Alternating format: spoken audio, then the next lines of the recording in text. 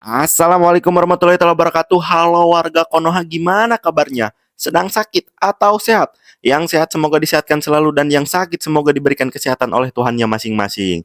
Tak perlu banyak bacot, kita langsung aja ke videonya. Sebelum ke videonya, perkenalkan nama saya. Asep.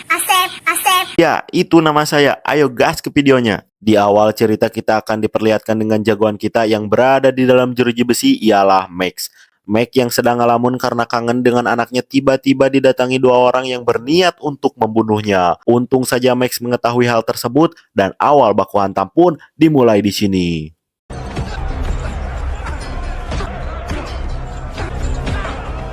Cerita berpindah ke seseorang yang sedang menyabotase untuk memantau dua orang ahli kimia yang sedang melakukan penelitian ialah Theo. Theo sendiri ialah anak Max yang bekerja sebagai hacker di salah satu perusahaan.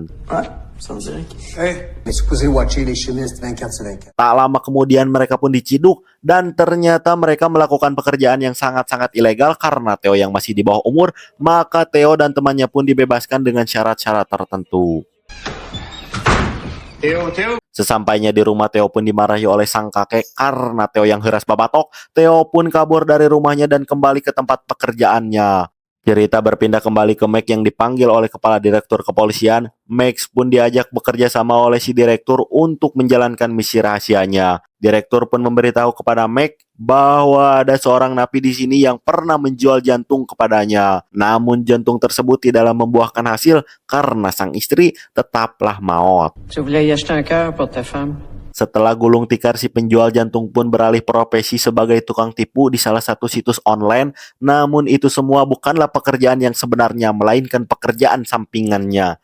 Akan tetapi profesi yang sebenarnya ialah penjual barang haram yang dinamakan nitroras. Kemudian si direktur pun memberitahu kepada Max bahwa anaknya sudah menjadi anak buah mereka. Max pun pergi tanpa berpamitan dan menghantam napi tersebut. Kericuhan tersebut pun mengundang para penjaga datang dan Max pun malah menyandera salah satu penjaga di sana untuk menjadikan alat kabur baginya. Setelah lolos dari kejaran polisi, Max pun menemui ayahnya dan menceritakan soal anaknya Theo. Lalu sang ayah pun memberitahu dan mengantarkan Max ke tempat Theo bekerja. Setelah sampai lokasi, mereka pun melihat Theo dan komplotannya yang memasuki ke dalam gedung. Tanpa berpikir panjang, Max pun mengikutinya untuk memasuki gedung tersebut. Namun belum juga masuk, Max sudah dihadang oleh anak buahnya si napi yang bernama Cholos. Cholos pun mengatakan kepada Max bahwa jangan sekali-kali mendekati anaknya atau masalah besar akan datang kepada mereka. Karena tidak diperbolehkan masuk lewat pintu bawah, Max pun memutuskan untuk memanjat dan memasuki lantai 2. Namun lagi-lagi Max diketahui oleh bawahannya si napi yang bernama Daphne. Daphne pun memberikan izin kepada Max dan memberitahu kepada Max bahwa anaknya baik-baik saja, dan Daphne pun mengingatkan kepada Max bahwa bertemu dengannya bukanlah hal yang baik. C'est peut-être pas une bonne idée. Karena Max yang sudah kangen berat pun memutuskan untuk menemui anaknya dan ingin memeluknya erat-erat. Namun tak disangka, Theo malah tidak mengakui bapaknya sendiri dan menyuruh bapaknya untuk pergi dan tidak ingin melihatnya. Kemudian Daphne pun memberikan tawaran kepada Max untuk bekerja sama dengannya, dan timbal baliknya Max bisa menjaga anaknya dan mengolok agar anaknya kembali seperti dulu. Si tu veux l'avoir, t'as pas le choix, faut que tu passes par moi. Setelah membawa Max ke rumah, Daphne pun menjelaskan kepada Max bahwa dia menginginkan formula ajaib, yaitu obat haram yang dinamakan nitroras. Namun formula itu sendiri tidaklah dijual dan dilindungi dua orang ahli kimia yang sangat-sangat ahli membunuh. Maka dari itu mereka harus mencurinya. Setelah itu Daphne pun memujuk Theo agar menerima keberadaan bapaknya, dan dia pun mengatakan agar bapaknya bisa membantu mereka sampai di lab. Donne-y donc une chance, Théo. Setelah Theo menerima keberadaan bapaknya, Theo pun menjelaskan kepada bapaknya bahwa mereka tinggal di sebuah perhutanan yang sangat-sangat dilindungi oleh pagar dan alarm yang ditanam di tanah. Lalu ayahnya pun memutuskan agar mereka melewati pepohonan layaknya monyet yang sedang bergelantungan. Setelah itu mereka pun berlatihan terlebih dahulu agar eksekusinya lancar tanpa adanya hambatan apapun.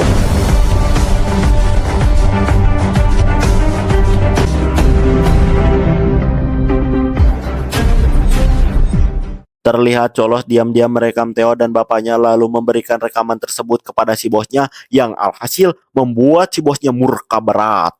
They're gonna fuck all of this up over a piece of fucking. Singkat cerita, setelah mereka berlatih berhari-hari, mereka pun siap untuk mengeksekusi pencurian formula barang haram tersebut. Di saat mau keberangkatan, si Cholos pun malah memakai obat haram itu yang membuatnya ngacapruk parah. Sampainya di sana, Cholos pun longlang yang membuatnya terasa terbang ke langit, ke angkasa, ke bulan, ke matahari. Karena si Cholos yang lungleng, mereka pun memutuskan mengeksekusi bertiga, lalu meninggalkan si Cholos dan temannya yang memantau keberadaan dua orang ahli kimia secara jauh.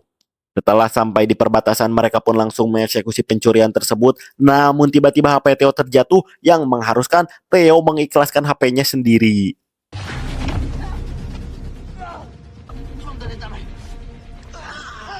Sementara itu, dua orang ahli kimia tersebut sedang makan dan asik bermain game di rumah mereka.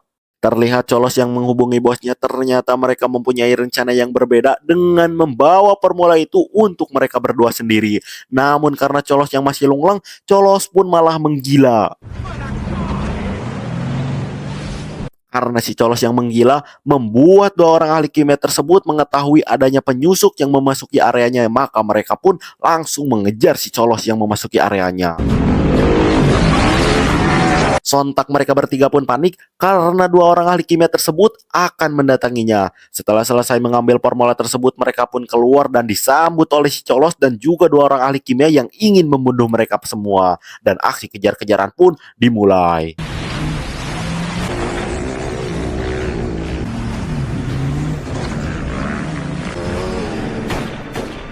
Karena Max yang ahli dalam mengemudi mobil pun, mereka selamat dari kejaran dua orang ahli kimia tersebut. Lalu mereka pergi ke rumah Max untuk mencari jaringan.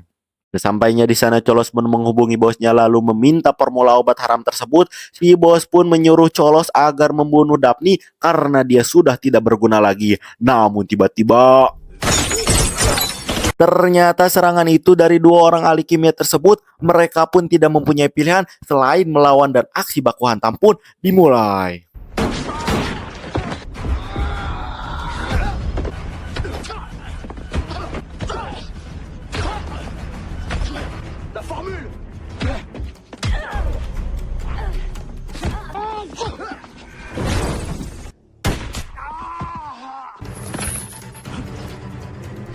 Setelah Max dan Daphne mengalahkan mereka berdua, namun Daphne malah maut karena tertembak di saat bertarung. Tak lama kemudian, seperti biasa, film pun tamat dengan datangnya polisi di saat sudah beres dan membawa mereka semua kecuali Theo dan juga temannya.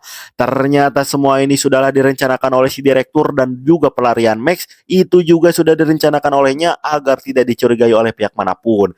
Lalu Max pun menyuruh Theo agar Theo memberikan formulanya ke pihak kepolisian. Namun Theo mengatakan kepada bapaknya bahwa dia tidak mengambil formula tersebut, melainkan menghapusnya agar formula tersebut tidaklah digunakan oleh siapapun. Kisah yang bisa diambil dari film tersebut, sebangsat-bangsatnya seorang bapak tidaklah ingin seperti anaknya.